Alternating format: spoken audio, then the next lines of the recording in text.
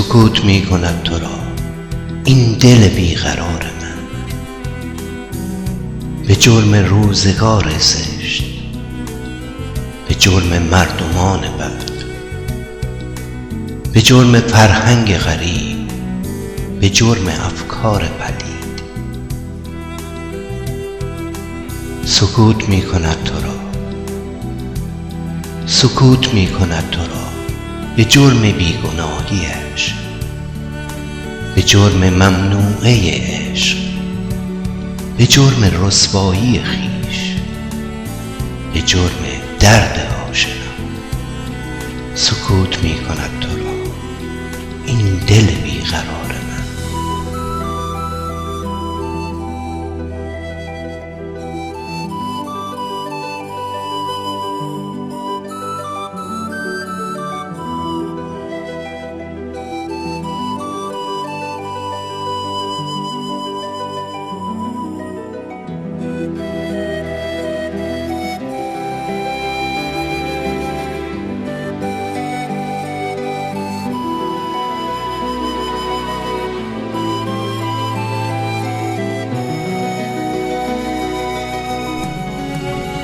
سکوت می کند تو را،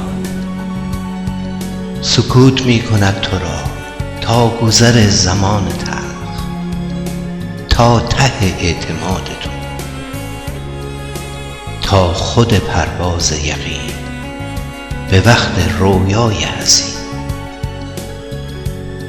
سکوت می کند تو را تا سفر سخت غرور، تا تب دیوانه شدن، تا شب مرگ جسم رو به اوج معراج زمین. سکوت می کند تو را این دل بیقرار